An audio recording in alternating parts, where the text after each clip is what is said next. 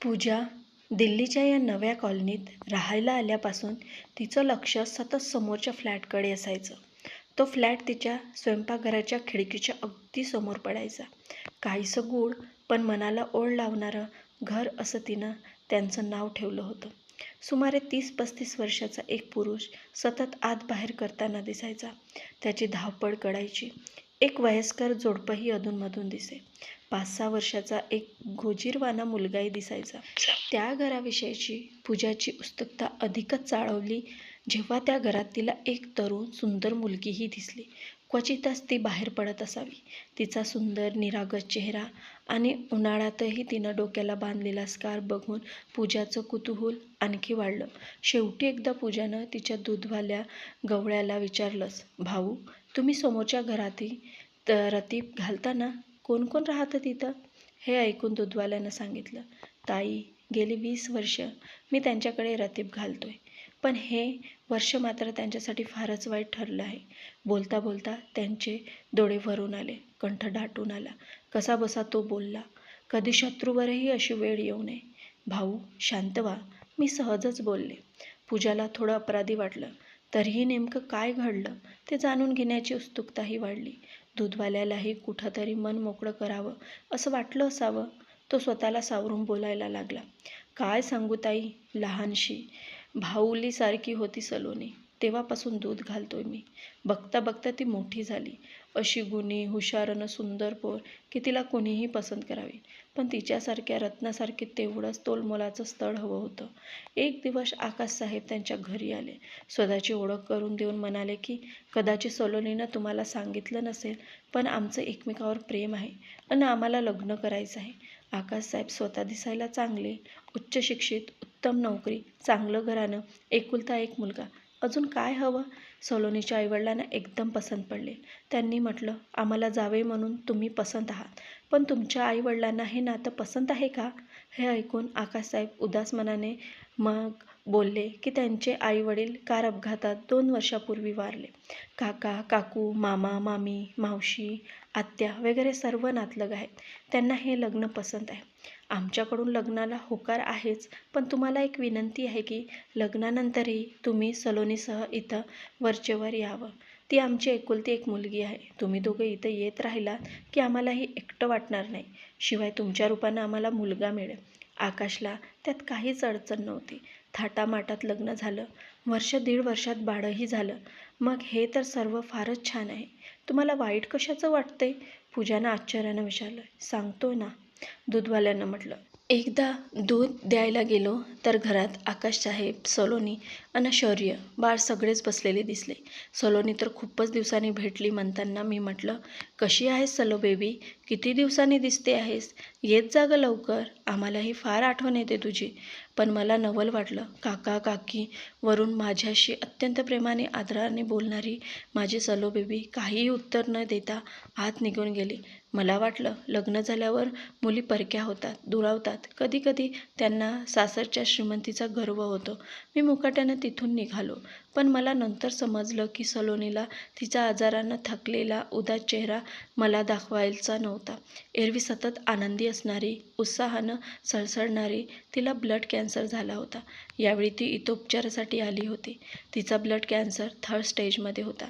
औषधपाणी प्रयत्नांची पराकाष्ठा चालली होती, पण गुण येत नव्हता. सगळ्यात नामवंत हुशार डॉक्टरांनाही दाखवलं. सलो बेबीची तब्येत दिवसेदिवस खालावत आहे. वारंवार किमोथेरपीमुळे लांब सडक केस गळून टक्कल पडले. म्हणूनच तिला सतत स्कार्फ बांधावा लागतो. किती वेळा रक्त बदललंय, कुठं काही कमी नाही आहे उपचारात. आकाशसाहेब तर सर्व काम सोडून तिच्या उशाशी बसून राहतात.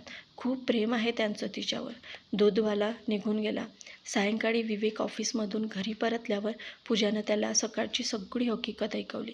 या दुःखद कथेतला चांगला भाव म्हणजे आकाश एक अत्यंत चांगला नवरा आहे. सलोनीची इतकी सेवा करतोय. लग्न संसार पूर्णपणे भिनलेत त्याच्या वृत्तीत. नाहीतर हल्लीची ही तरुण मुलं लिव्हिंग रिलेशनशिप काय, अन सतत भांडण, सेपरेशन आणि घटस्फोट काय, एकदम तिच्याच लक्षात आलं, ऑफिसातून थकून आलेल्या नवऱ्याला चहा तरी विचारायला हवा. आल्या आल्या हे काय पुराण सुरू केलं. ती स्वयंपाकघराकडे वळली. तिचं लक्ष समोरच्या घराकडे गेलं. आज तिथं बरीच गडबड सुरू होती. घरात माणसांची संख्याही वाढली होती. काहीतरी बोलणं वगैरे सुरू होतं. तेवढ्यात ॲम्ब्युलन्सचाही आवाज आला. पूजा एकदम स्तब्ध झाली. सलोनीला काही पूजाची शंका खरी ठरली. सलोनीची तब्येत फारच बिघडल्यामुळे तिला हॉस्पिटलला हलवलं होतं.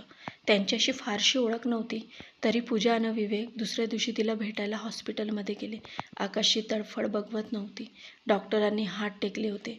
शेवटी तेच घडलं. त्याच रात्री सलोनीची प्राणज्योत मावळली. त्यानंतर सुमारे 2-2.5 महिन्याचा काळ उलटला. त्या घराकडे लक्ष गेलं की पूजाला सलोनीचा तो सुंदर निरागस चेहरा आठवायचा. आकाशची तडफड आठवायची.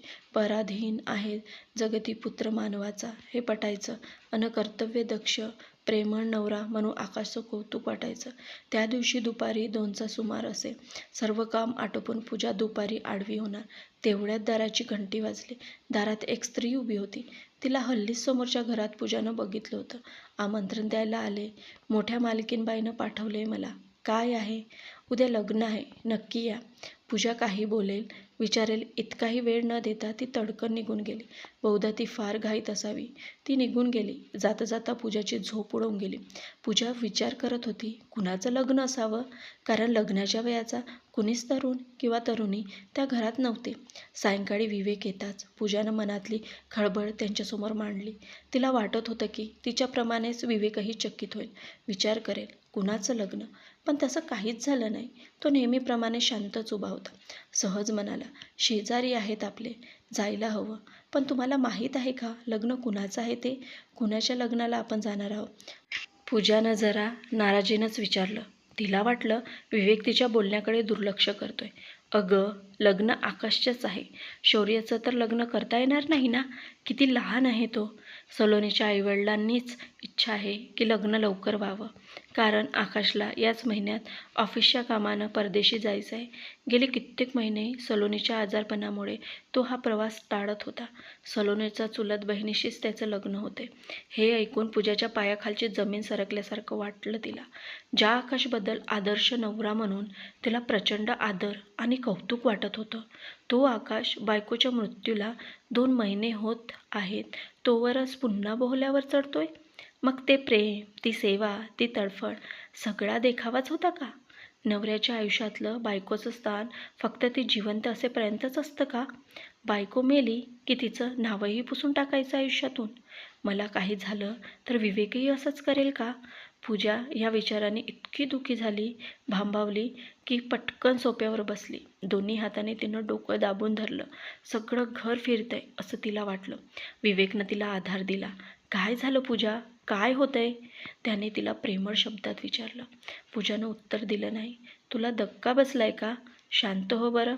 अगं, तुला काही झालं तर माझ्याकडे कोण बघणार? त्यांनी तिला जवळ घेत समजूत घालत म्हटलं. एरवी विवेकच्या या शब्दाने सुकावणारी पूजा एकदम तडकून ओरडली. तर मग तुम्हीही या आकाशसारखी दुसरी बायको घेऊन या. सगळे पुरुष मेले असेच दुटप्पी अन स्वार्थी असतात. तिला थोपटून शांत करत अत्यंत संयमानं विवेकनं म्हटलं, तू उगीच डोक्यात राग घालून स्वतःचीच BP वाढवू नको. आकाशला सलोनीच्या आईवडिलांनीच आग्रह केला आहे, कारण आकाशला ते आपला मुलगाच मानतात ना. त्यांचं एकटेपणाचं दुःख बघवत नाही त्यांना. शिवाय लहानग्या शौर्यालाही आईची माया हवी ना. त्यांनीच समजावून सांगितलं की तू लग्न कर. तुझ्या पत्नीच्या रूपात आम्हाला आमची मुलगी मिळेल. त्यांनीच पुढाकार घेऊन आपल्या पुतणीशी त्यांचं लग्न जुळवून आहे. एव्हाना पूजा थोडी सावरली होती. विवेकनं तिला पाणी प्यायला दिलं. पुन्हा त्याच स्निग्ध शांत आवाजात तो बोलू लागला. पूजा, आयुष्य म्हणजे केवळ आठवणी आणि भावना नसतात. वस्तुस्थिती समजून घ्यायला हवी. प्रसंगी भावनांना मुरड घालावी लागते. वास्तवाला सामोर जावं लागतं. दुःख विसरून भविष्याकडे वाटचाल करणं याला जीवन असे नाव. पण त्यांचं सलोनीवर प्रेम होतंच, अजूनही आहेच, ते कायमच असेल. दुसरं लग्न करतोय म्हणजे सलोनीला विसरला असं नाही, पण सलोनी आता परत येणार नाही. पण या पत्नीत तो आता सलोनीला बघेल, ही त्याची सलोनीला अत्यंत सार्थ आणि व्यावहारिक श्रद्धांजली आहे. हे लग्न म्हणजे स्त्री आणि पुरुष एकमेकाचे पूरक असल्याचा पुरावा आहे. संसार रथासाठी दोन्ही चाक लागतात. आकाशच्या संसाराचा रथ जेवढा लवकर मार्गावर येईल तेवढं चांगलं ना. आता मात्र पूजाला आपल्या खोट्या विचारांची लाज वाटली. विवेकनं किती शांतपणे अन डोळसपणे विचार केला होता. खरोखर आकाश पुन्हा लग्न करतोय यात अयोग्य अनुचित काय आहे? त्याच्या प्रेमाला बेगडी ठरवण्याचा अधिकार तिला कोणी दिला? पूजानं विवेकचा चहा आटोपला. रात्रीचा स्वयंपाक व जेवण झाल्यावर ती म्हणाली, उद्या लग्नाला जाताना काय कपडे घालायचे ते आत्ताच ठरवूयात, म्हणजे सकाळी घाई होणार नाही. लग्नाला जायचं म्हणजे व्यवस्थित जायला हवं ना. विवेकनं हसून मान डोलावली. मित्रांनो, तुम्हाला कथा कशी वाटली हे कमेंट्सद्वारे नक्की कळवावे. व चॅनलवर नवीन आले असाल तर आपल्या वीणा वॉइस मराठी स्टोरी या चॅनलला सबस्क्राईब करायला विसरू नका.